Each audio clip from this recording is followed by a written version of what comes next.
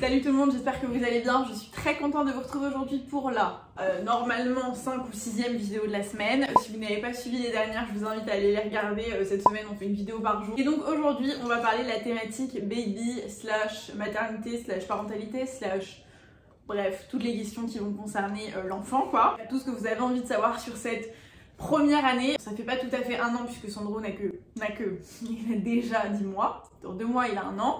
Mais a priori, il n'y a pas grand chose je pense qui aura changé. Donc voilà, je me suis munie de mon meilleur Arizona parce que je suis maman, oui, mais je suis toujours pas team adulte qui boit du café, des boissons chaudes, etc. Genre je suis toujours la meuf qui a demandé un Nesquik au café.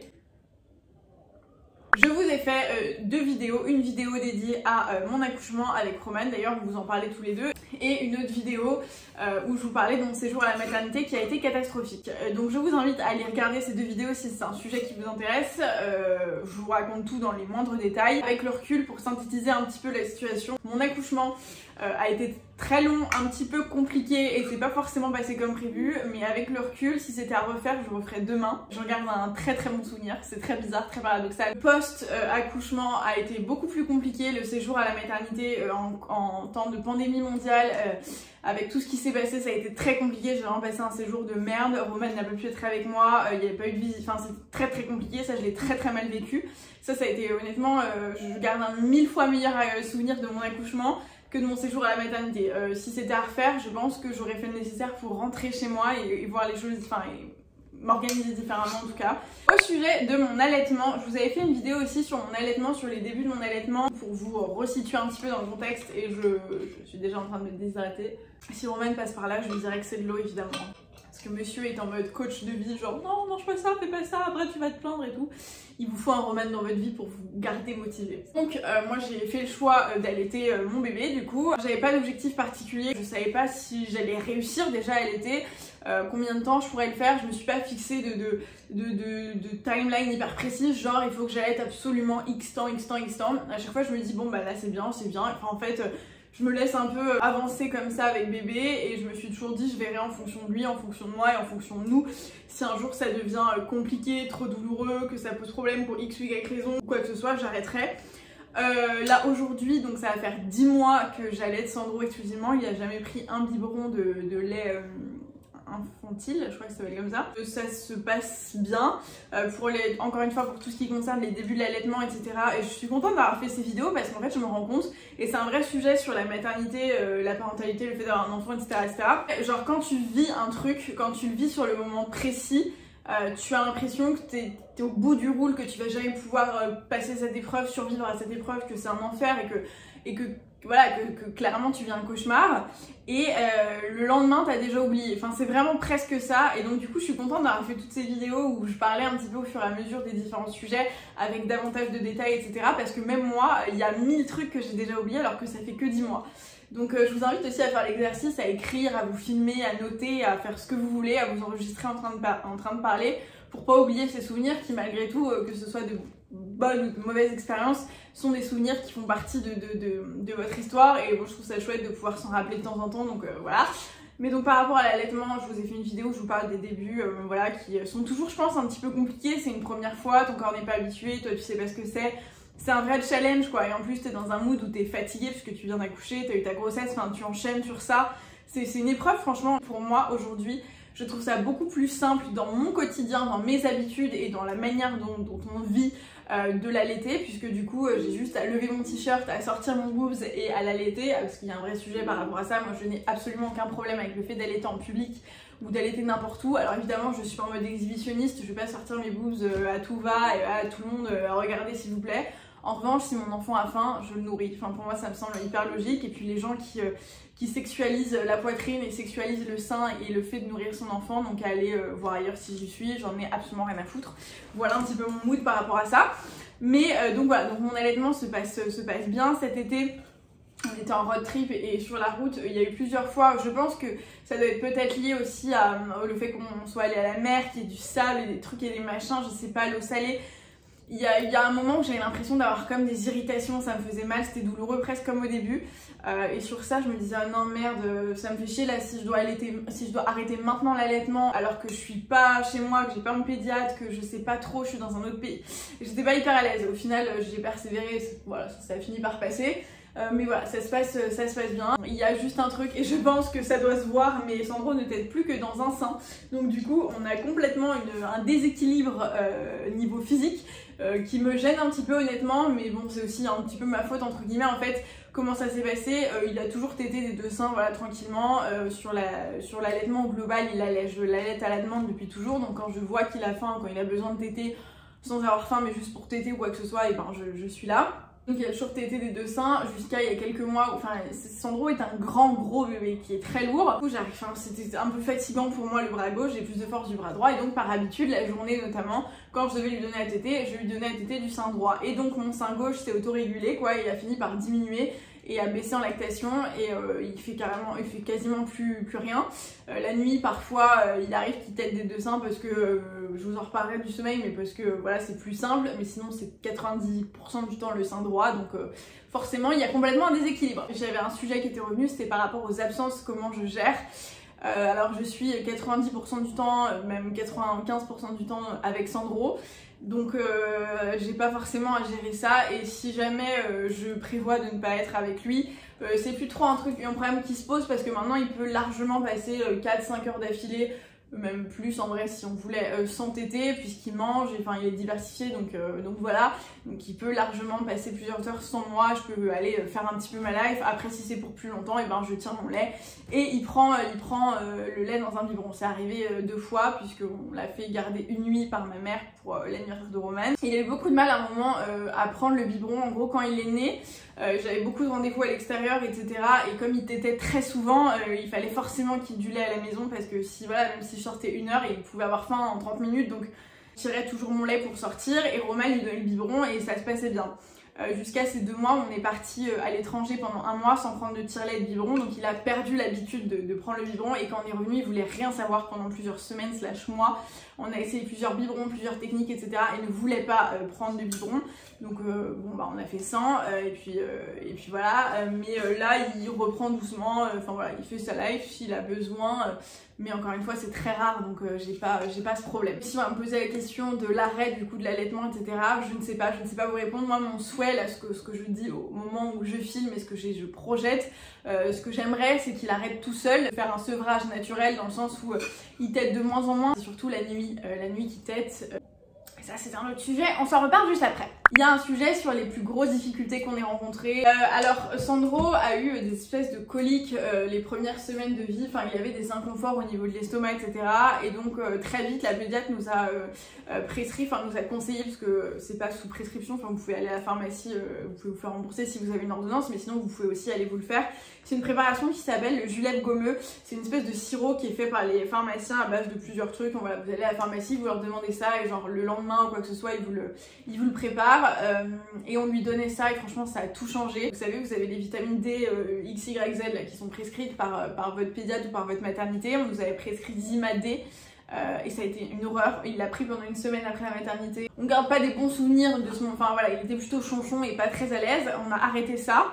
Et d'un coup, il était redevenu entre guillemets normal, et on avait pris les Pédiakits. En plus de ça, il avait quand même un inconfort, et donc le julep gommeux, clairement, ça nous a sauvé la vie. Enfin, ça a été top.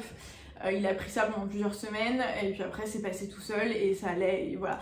Je pense que ouais, les coliques, c'est pas forcément un très bon souvenir. Après, franchement, on n'a rien eu de vraiment très difficile avec Sandro. Je dois vous dire que les trucs les plus difficiles, c'est peut-être juste le rythme, s'adapter, enfin le changement, le chamboulement que ça représente d'avoir un enfant au sens large, hein. Mais pas forcément, en tout cas pour nous, ça n'a pas forcément été une situation précise ou un truc précis, parce qu'on avait un bébé qui était pas trop relou. Franchement, il était plutôt facile à vivre, il faisait sa petite life, il pleurait quand il avait besoin de pleurer, c'est-à-dire très rarement, quand il avait des inconforts, ou voilà, en tout cas dans ses premiers mois, franchement, j'ai même pas le souvenir qu'il ait pleuré, quoi. J'avais l'impression qu'il était tout le temps tranquille. On a eu peut-être une frayeur une nuit, il s'est genre un peu genre étouffé avec son lait, ou je sais pas, genre il a régurgité mais bizarre. Et genre 3 jours avant, on avait fait une formation en ligne sur une plateforme qui s'appelle Le Coup Fin, qui est top d'ailleurs, que je vous recommande à fond. Et on avait eu une formation de premier secours, etc. Et donc en gros, c'était en pleine nuit, je réveille Roman et je lui dis, et Roman entend Sandro en fait en train de faire genre et donc Roman se lève, il le prend et bam, il fait le geste de premier secours qu'on avait appris quoi, pour lui libérer un peu, voilà. Et donc ça, tout de suite, on remarque que Sandro va mieux parce que monsieur nous lâche une caisse. Genre, c'est-à-dire que nous, on était là, vraiment, je vous dis, mon cœur s'est arrêté de battre, quoi. J'ai eu hyper peur d'un coup. Et Roman, vraiment, ça s'est passé je vous dis ça s'est passé en 1 seconde ou 2, quoi. Roman l'a pris, bam, il a fait le geste. Et en faisant le geste, Sandro lâche une caisse. Et en fait, on a explosé de rire et on s'est dit, non mais l'enfant est génial. Genre, on était au bout du roule, genre vraiment en mode j'allais pleurer, et l'enfant dédramatise la situation en lâchant son meilleur paix. Donc au final c'était une frayeur mais dont on garde un bon souvenir, c'est hyper paradoxal mais ça nous a fait bien rire. Même les vaccins et tout, en fait à chaque fois on était un peu préparés, et en fait la chance et clairement le luxe qu'on a, c'est qu'on s'occupait de lui tous les deux tout le temps. Ça a été très fatigant là-dessus, mais voilà, ce que je vous dis c'est qu'on a eu plus des difficultés dans le sens où ça a été compliqué de combiner notre vie et de prendre des décisions et de se rendre compte qu'en fait un enfant c'est un travail à temps plein que de le gérer lui-même. Je sais pas si vous voyez la nuance, voilà, ça a été plus dur de l'intégrer à nos vies et de changer un petit peu, en tout cas d'adapter nos vies à sa présence plutôt que de le vivre, parce que il a été très facile à vivre, franchement. J'ai pas de souvenirs, voilà. Après évidemment que le sommeil c'est différent, évidemment que c'est fatigant, mais voilà, c'est des trucs, j'ai envie de vous dire, je pense qu'il y a évidemment des familles qui ont beaucoup de chance, leurs enfants qui font leur nuit dès la sortie de maternité, qui sont top, qui sont machin, trop bien pour vous, franchement je vous envie à fond, mais la majorité du temps c'est pas forcément le cas, et voilà, c'est ok. Ensuite un vrai sujet sur le couple, sur les relations de couple, est-ce que ça a été un chamboulement pour le couple, est-ce que ça a pu amener des disputes, l'intimité, les désaccords, etc.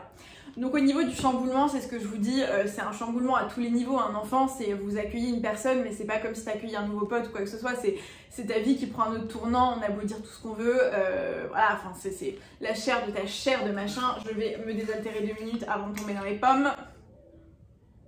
C'est trop bon. Arizona Pomegranate, la base. Tu vois la vie différemment. Moi il m'a apporté beaucoup de choses, il a apaisé mon cœur à fond, enfin il y a beaucoup de choses en ce sens, et en même temps il a remis en question 1 million de trucs. Comme je vous en parlais dans la première vidéo de la semaine, ça a dû emmener un certain nombre de changements, et on est encore en plein là-dedans, essayer de remasteriser un petit peu notre vie pour qu'elle colle à lui, qu'elle s'adapte, et qu'on soit tous bien dans nos baskets, à l'aise, sans que personne subisse quoi que ce soit, parce que c'est factuel, c'est le cas, avoir un enfant tu dois t'adapter à lui. Enfin nous en tout cas c'est notre vision des choses, c'est pas lui de s'adapter à nous mais l'inverse, c'est nous qui l'avons voulu, lui il a rien demandé, donc c'est certainement pas à nous de lui faire subir notre vie mais l'inverse. Donc là-dessus oui, c'est un chamboulement pour le couple évidemment quand t'as l'habitude d'être avec juste ton copain et que là tu dois le partager et que c'est plus seulement ton mec mais c'est aussi le père de ton gosse.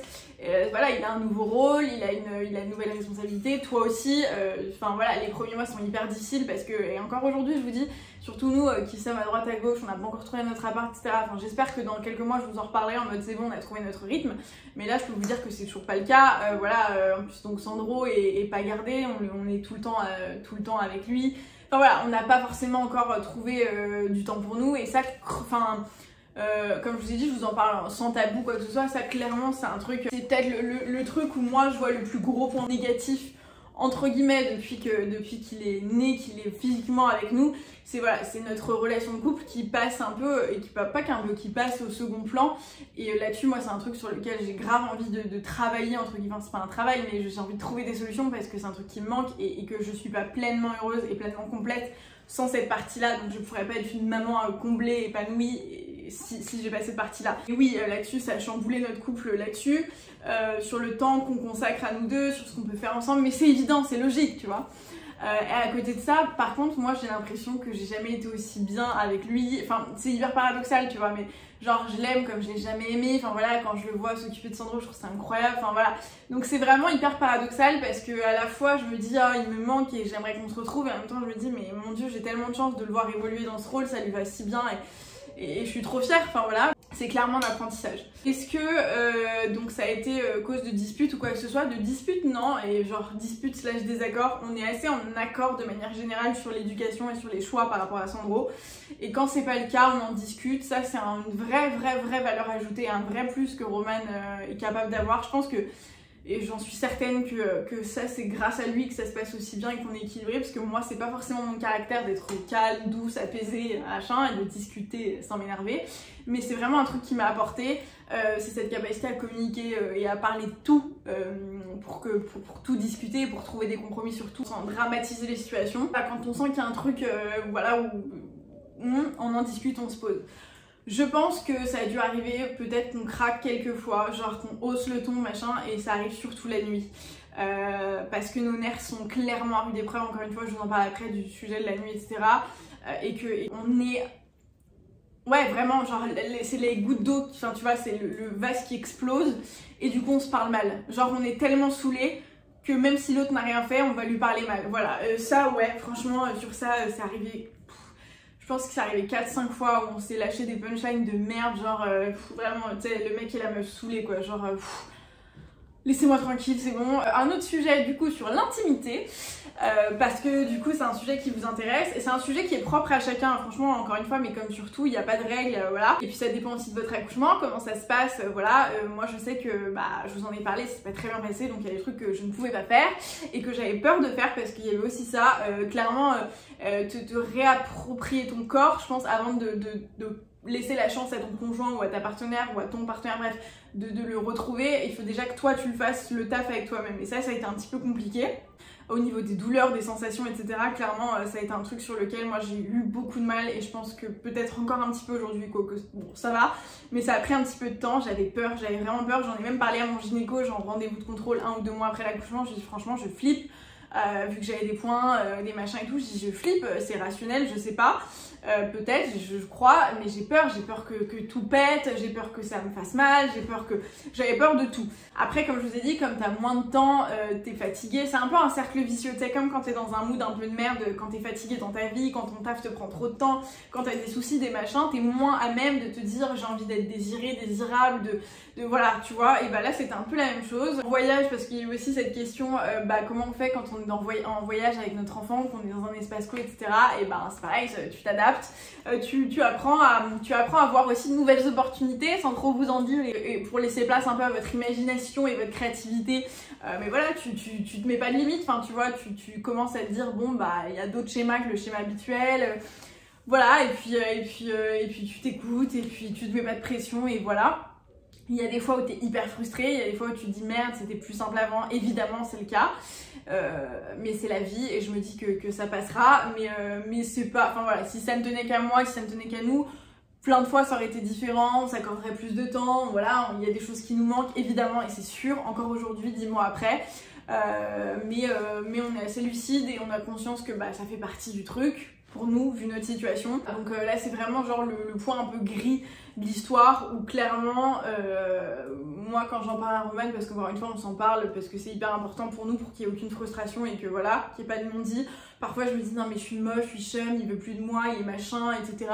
Et dès que je ressens ça, je lui dis, on s'en parle, et voilà, et on se dit ah bah oui non mais c'est peut-être juste parce qu'on est en road trip sur la route, qu'on change d'endroit tous les 2 jours, Sandro dort dans notre lit, que machin, que ceci, que cela, qu'on est fatigué, que je m'endors en 5 minutes, enfin voilà, tu vois.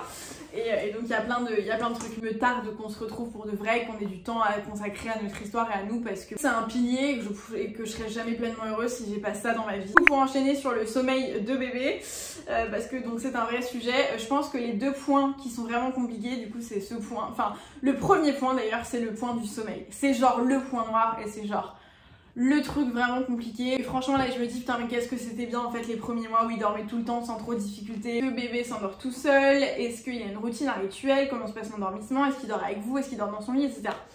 Alors, encore une fois, on a une situation qui est un peu compliquée parce qu'en 10 mois, on a dû changer 25 fois de domicile, on a déménagé, on est parti en vacances, on est parti en road trip, on est machin, c'est nos choix et je m'en plains absolument pas parce que je suis ravie. Mais, encore une fois, pour vous montrer qu'il y a des nuances dans tout, c'est très chouette et on vit plein de trucs trop cool. À côté de ça, et ben, ça empathie forcément sur la capacité de Sandro à avoir des repères, à s'endormir, etc. Le seul repère qu'il a, je pense que c'est, enfin, c'est notre vision des choses et je ne vous demande pas votre avis, mais c'est nous et le fait qu'on soit tout le temps avec lui, donc là-dessus il est complètement rassuré, mais sur ses repères physiques, spatio-temporels, etc., c'est plus compliqué.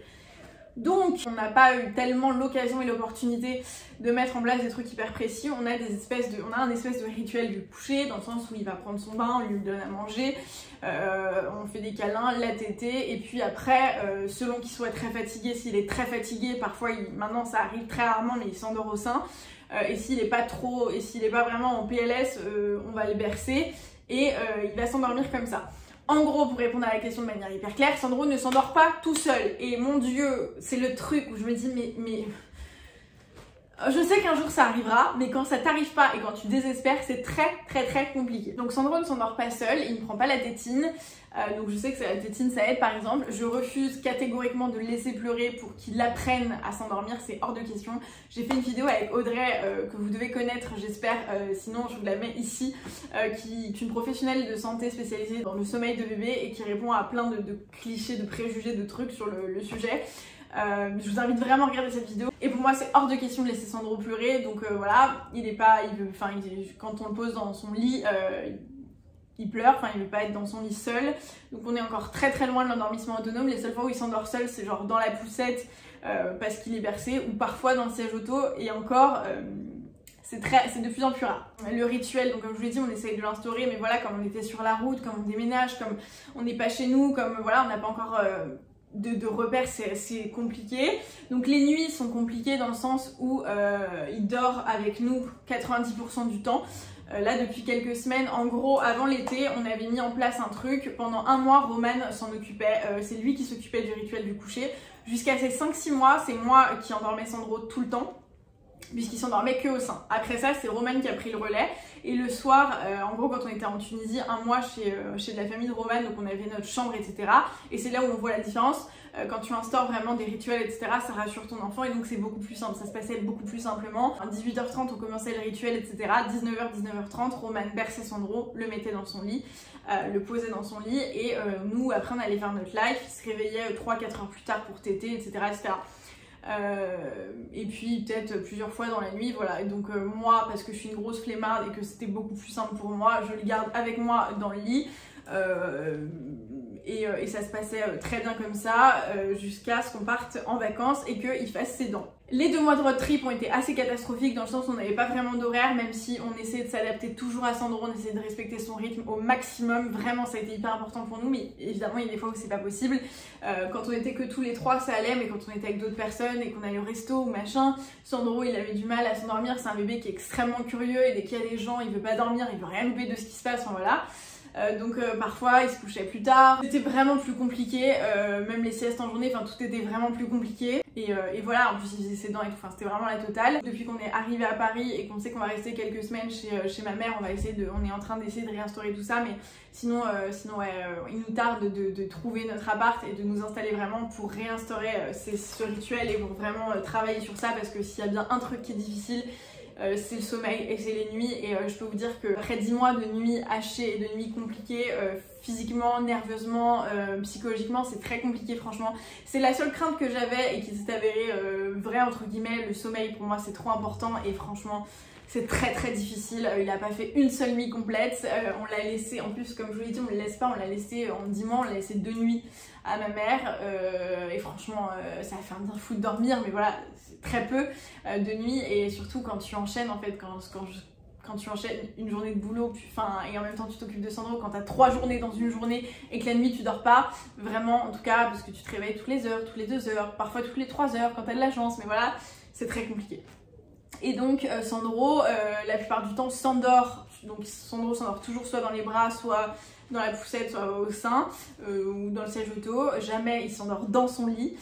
On arrive à le poser dans son lit, parfois il nous faut 1 essai, 2 essais, 3 essais. Après quand il se réveille pour téter ou pour un câlin ou quoi que ce soit, on essaye de le reposer. Moi très souvent, quand je suis fatiguée, je le garde avec moi et il passe la nuit avec nous et il se réveille plusieurs fois et voilà. Mais pour le moment, j'arrive pas à avoir le courage de me lever 5, 6, 7, 8, 9, 10 fois par nuit pour essayer de le recoucher, pour regalérer, pour machin. Je suis trop fatiguée en fait, c'est un cercle vicieux, je suis trop fatiguée pour faire ça. Donc voilà, donc on attend là d'être installé chez nous pour vraiment travailler sur ça parce que c'est vraiment le truc sur lequel on a envie de mettre des choses en place parce qu'on n'en peut plus. Clairement, là c'est vraiment fatigant. Ensuite, il y a un vrai sujet sur le mode de garde, qu'est-ce qu'on a prévu de faire pour qu'il se sociabilise, etc. Alors s'il y a bien un truc qu'on a remarqué, c'est qu'on avait un bébé qui n'était pas du tout en manque de sociabilisation, qui n'avait pas du tout de difficulté à se sociabiliser malgré le fait qu'on les gardait. On s'en est rendu compte cet été parce qu'il était sur la route, il voyait des nouvelles personnes tous les jours. Là on s'en rend encore plus compte parce qu'on est chez ma mère, qu'elle garde des enfants, qu'on va au parc, que machin, il s'éclate avec les autres gosses, même pas avec les autres gosses, avec les adultes, enfin il s'éclate avec tout le monde, il sourit à tout le monde, il est hyper content, bref, donc clairement pour moi c'est pas un point du tout. Pour le moment on continue de le garder, on est entrant parce que j'étais pas prête, parce qu'on n'était pas prêt à faire autrement et qu'on avait la possibilité de le faire, donc pour le moment voilà. On va voir quand on s'installera pour peut-être le faire garder quelques matinées, quelques après-midi, etc. Parce que même si on est deux à s'en occuper pleinement, on a quand même nos vies et nos jobs à côté. Donc c'est quand même malgré tout assez compliqué de réussir à être 100% sur tout, c'est impossible. Donc on a quand même besoin de s'accorder des moments, je pense, où on est vraiment très productif. Parce que là, en gros, évidemment, on fait en fonction, quand il dort, quand l'un s'en occupe, quand machin. Mais c'est vraiment très fatigant comme rythme. Donc peut-être qu'on le laissera une matinée. Mais voilà, c'est pas une urgence ou une priorité pour le moment. Au niveau de la diversification, organisation, qu'est-ce qu'il fait, est-ce qu'il fait de la DME, où on en est, etc. Donc on a commencé à diversifier à 4 mois après une visite chez la pédiatre qui nous a dit franchement go, il est prêt, etc. Donc on a commencé par lui donner des petites purées de chaque légume, enfin la diversification classique comme vous la voyez dans tous les bouquins, voilà. Ça s'est bien passé pendant 2-3 semaines, il goûtait des nouveaux légumes, des nouveaux fruits tous les 3-4 jours. Ça se passait bien et d'un coup, il voulait plus. On a réessayé, il voulait plus. On réessayait de temps en temps, mais je pense pendant bien un mois, il voulait plus. Il voulait plus de purée, il voulait plus manger ou quoi que ce soit, donc on n'a pas forcé. Et on a recommencé, voilà, on lui proposait de temps en temps, et un jour, il a voulu reprendre, donc on a recommencé. Et en fait, très vite, je pense vers ses 6 mois, même avant même qu'il ait ses dents, il s'intéressait à tout ce qu'on mangeait, etc. Donc, typiquement, genre, on a commencé à lui donner une espèce de bout de pain, il a mâchouillé, et puis voilà. Et puis tout l'été, là, quand on est parti, il a sorti ses 2 premières dents, machin. Et il s'est mis à vouloir manger tout ce qu'on mange. Donc évidemment que je vais pas lui passer une entrecôte bien cuite ou il va pas croquer dans une pomme ou quoi que ce soit, mais dès qu'on était au resto et qu'on voyait qu'il y avait des trucs, on a tenté en fait, dès qu'on mangeait des trucs, on essayait de lui donner des petits bouts, on essayait de voir comment il réagissait, bien sûr, du coup toujours sous surveillance évidemment, puisque il peut faire fausse route, il peut s'étouffer, il peut machin, c'est dangereux, enfin voilà, donc on était toujours évidemment avec lui. Mais il a commencé à manger les morceaux, à manger ce qu'on mangeait, à machin. Et là, du coup, c'est un peu ce qu'il a fait tout l'été, on avait quand même des purées, des trucs. Là, il veut plus de petits pots, enfin il veut plus de purée, il veut plus manger liquide, ça l'emmerde et à chaque fois il nous refuse, alors que voilà, il va taper dans nos assiettes du riz, des légumes, des alocos, même enfin bref, tout ce qu'on a dans nos assiettes, ça il le mange. Donc soit il prend, il fait lui-même ses petits morceaux, soit on lui coupe des morceaux, enfin voilà, on fait un peu notre petit truc à nous. Mais jusqu'à présent, du coup, jusqu'à avant cet été, il mangeait des purées. Donc comme on était à Tunis et qu'on avait le temps de le faire, on lui faisait nous-mêmes nos purées, on achetait les légumes, on faisait des purées, on faisait des mélanges, voilà, en fonction des légumes de saison, on faisait des trucs et il mangeait tout. Et là, cet été, on avait du coup des petits pots qu'on avait achetés. Il y a 2 marques que j'aime beaucoup, c'est Naturness, je crois que c'est du groupe Nestlé, et Good Goût, qui font des recettes trop cool. Donc on avait ces 2 marques, on achetait les petits pots et ça allait très bien, franchement ça faisait très bien à faire. Pour les compotes, il mange toujours des compotes, voilà, il adore ça, mais il mange aussi des fruits en morceaux. Enfin bref, il est vraiment en mode genre je fais ma life et j'ai envie de faire comme vous, donc on le force pas, mais c'est lui-même qui porte un intérêt, donc on va dans son sens et on le fait manger ce qu'on mange en fait. Et pour finir, vous avez posé plusieurs fois la question du conseil pour une future maman ou une maman actuellement de jeunes enfants, etc., comment faire pour déstresser, etc. Je pense que ce qu'il faut se dire déjà, c'est qu'il faut arrêter de se comparer. Il y a un truc qui est insupportable et qui est vraiment factuel, c'est que tu vas recevoir des conseils et des trucs de la terre entière à son mot à dire sur ton gosse. Genre, personne n'est là pour toi, sauf quand il s'agit de porter un jugement. Je vous ai fait une vidéo dédiée sur le sujet et si jamais vous êtes en plein questionnement et en plein dedans, vraiment allez voir cette vidéo. Je pense qu'elle vous servira et qu'elle vous fera bien, qu'elle vous fera du bien. Mais s'il y a un truc que je peux vous dire, c'est faites-vous confiance et laissez-vous le temps. C'est un chamboulement, parfois c'est très beau, parfois c'est très difficile. Moi je suis hyper contente et j'adore quand il me sourit et j'adore et machin. Et parfois en pleine nuit, je suis là en train de me dire mais pourquoi, et je vais parler crûment, mais pourquoi on a fait ce gosse, mon Dieu, j'ai envie de dormir. Et c'est humain et en fait c'est tes nerfs et c'est machin. Et donc évidemment quand ton gosse est en pleine crise de nerfs, tu te dis mais pourquoi il est là en fait, pourquoi j'ai fait ce choix? Et oui, on va pas se mentir, tout le monde se dit ça, je pense. Et à l'inverse, 99% du temps, tout le reste, quand il te sourit, quand il est salade, quand tu te dis mais mon Dieu, comment j'ai fait pour vivre sans lui. C'est un paradoxe, la parentalité, voilà, c'est un paradoxe comme pour tout dans ta vie, et ça fait partie du jeu, et il y aura des moments difficiles, et il y aura des moments incroyables, et voilà, et les moments difficiles rendront les moments incroyables encore plus incroyables, et voilà, et il faut l'accepter, il faut pas se mettre de pression, et je pense qu'il faut se laisser le droit d'aller mal, se laisser le droit d'avoir besoin d'aide, se laisser le droit d'être heureux, se laisser le droit d'être fier, enfin il faut accueillir toutes les émotions, qu'elles soient positives ou négatives, elles existent, et il faut se laisser le droit et l'occasion de les exprimer. Je pense que c'est primordial pour vivre le truc sereinement, discuter, lui dire quand ça va, dire quand ça va pas, et pas avoir peur en fait.